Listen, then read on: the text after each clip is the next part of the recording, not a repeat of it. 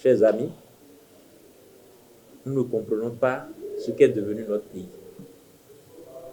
Comment se fait-il que, mais autant dans la forme que dans le fond de ce qui est arrivé à notre jeune Éloi Dogo, autant nous ne comprenons pas le comportement des habitants, le comportement des gens de la localité, autant nous n'avons pas compris la police républicaine chargée d'assurer la sécurité des biens et des personnes dans la ville. Comment se fait-il que un jeune tombe dans une pareille situation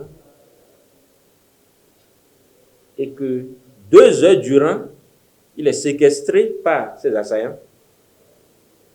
Plus tard, on constatera d'ailleurs que dans les vidéos, que la police est même venue proche des lieux pendant que le jeune homme se débattait, mais on n'a pas pu le libérer.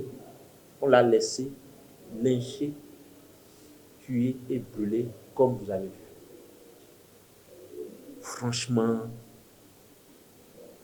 nous n'avons pas de mots pour comprendre cette cruauté, cette barbarie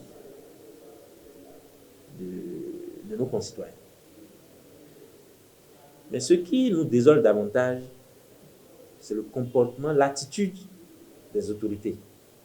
Jusqu'à ce jour, aucune voix autorisée n'est venue nous dire ce qui s'est passé réellement, les dispositions envisagées pour faire rendre justice, ne serait-ce qu'aux parents du jeune homme.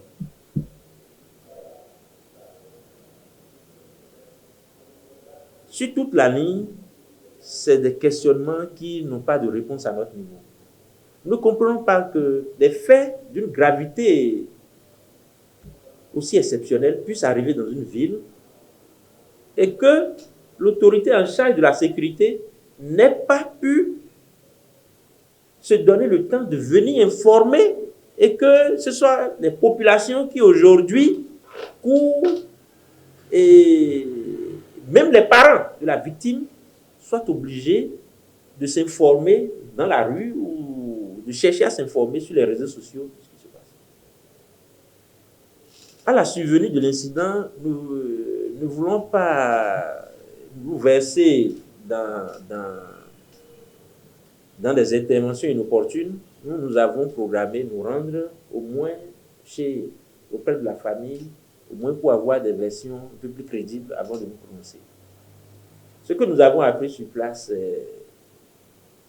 c'est effroyable. Il y a des choses que nous ne pouvons même pas rapporter. Ce que nous voulons demander aujourd'hui par rapport à cette question, c'est que sans délai, les autorités en charge de la sécurité, à commencer par le ministre de l'Intérieur, le directeur général de la police républicaine,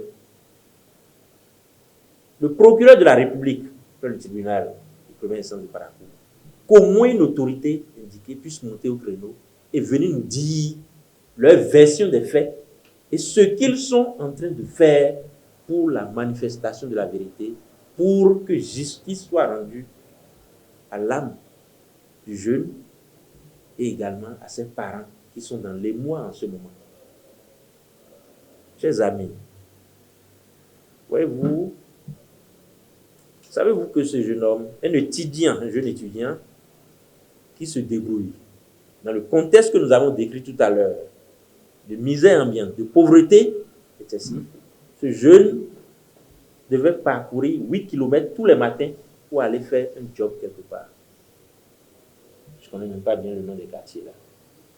Mais c'est 8 km à pied qu'il doit faire pour aller à son lieu de travail.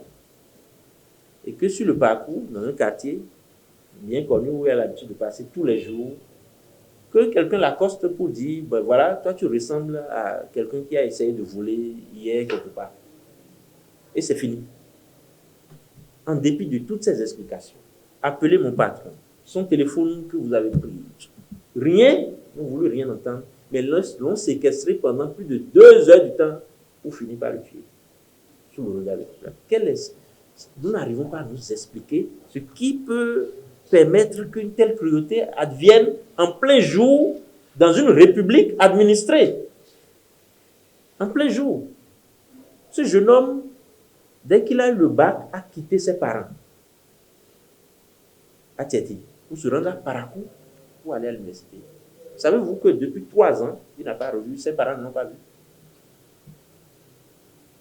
Et qu'à chaque vacances, d'ailleurs, le jour maintenant de l'incident, ce matin-là, avant qu'il ne sorte, sa maman a parlé avec lui au téléphone. Son papa a parlé avec lui au téléphone. Son papa lui a même promis de lui envoyer 5 000 francs en fin de journée.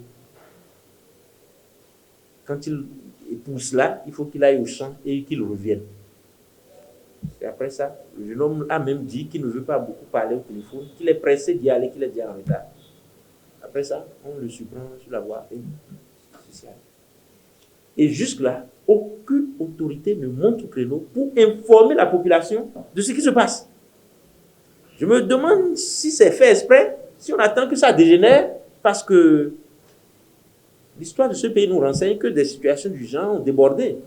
Je ne voudrais pas en parler, parce que je ne voudrais pas être celui qui voit le mal, mais nous, ce que nous appelons le gouvernement, à se préoccuper au plus haut niveau de cette question. La maman du jeune homme aujourd'hui est dans une situation de détresse. Elle n'arrive pas à parler. Elle ne parle pas. Là, elle est assise, là où elle est assise du matin au soir sans pouvoir prononcer le mot. Franchement, elle mérite un accompagnement psychologique. Parce qu'elle a parlé ce matin-là avec son garçon. Et après, voilà. C'est des images qu'il voit sur des réseaux sociaux. Depuis lors, aucune version officielle. Nous voulons lancer un appel aux autorités en charge de la sécurité pour qu'ils viennent nous informer sur ce qui s'est réellement passé, du niveau d'évolution des enquêtes. Nous avons appris par-ci, par-là, que des choses se font, mais il faut qu'une voix officielle vienne informer le peuple béninois et que justice soit rendue effectivement à ce jeune homme pour que le décès de notre jeune frère Éloi Debout sonne la fin de cette cruauté, de cette barbarie dans notre pays. C'est inadmissible que, au moment où tout le monde souffre, au moment où les jeunes ont de la difficulté à survivre, que des gens se lèvent pour encore commettre ces gens de choses. Et on observe de plus en plus une situation aussi, moi je voudrais profiter pour en parler, au sein de nos populations, où lorsque les gens sont dans des situations de détresse comme celle-là, des gens viennent, regardent, au lieu d'alerter les autorités, passent le temps à filmer ou à regarder. C'est ainsi que, je crois, il y a 2 semaines, parce que il y a 2 semaines autour de Fidrosset, un accident le dimanche matin s'est produit où un chauffeur maladroit est passé sur les jambes d'une jeune dame. On crie, il fait une reverse encore pour remettre le véhicule sur les jambes de la dame. Sort de la voiture et s'enfuit. Va au commissariat de Fidrosset à côté. Savez-vous que le véhicule est sur les jambes de la dame, les pneus de la voiture, et que la population est debout en train de regarder, en train de filmer, jusqu'à ce que les policiers arrivent et que ça continue. Et c'est quelqu'un qui a reconnu la victime, qui a appelé la sœur de la victime, qui est venu sur les lieux. Là, on est à plus d'1 heure après. Et c'est la sœur de la victime qui est venue pour dire comment. Mais soulevons la voiture pour libérer la dame, d'abord. Même le policier qui est déjà venu sur les lieux aussi est là. Il attend. Et la dame souffre. Donc, c'est la sœur qui est venue, la sœur de la dame qui est venue avant qu'on puisse soulever la voiture, flipper la voiture. Le lendemain, la dame a été amputée des 2 jambes. Elle est au CNH, là où je vous parle. Moi, je ne comprends pas la réaction de nos populations parfois en face des difficultés. Moi, je pense que le réflexe qui doit être le nôtre doit être de sauver toute personne que nous voyons en détresse. Quels que soient les préjugés que nous avons, essayons de faire ce qu'on peut faire pour le sauver, quitte après faire le point. Et pour revenir au cas de notre jeune frère, nous ne comprenons pas qu'il y a un commissariat d'arrondissement qu'il y a des policiers en service, qu'on séquestre quelqu'un et que le film, le scénario dure 2 heures de temps et qu'on ne puisse pas... Non. Il faut que les responsables en charge de la sécurité dans l'arrondissement, il faut qu'on leur pose des questions, de vraies questions. Je pense que le commissaire en charge de ce commissariat doit pouvoir nous informer sur les raisons pour lesquelles on laisse quelqu'un dans les mains des populations pendant plus de 2 heures du temps et permettre à ces derniers de l'assassiner par la suite au regard du monde entier. Quelle image de notre pays on veut projeter au monde? Un pays de barbares?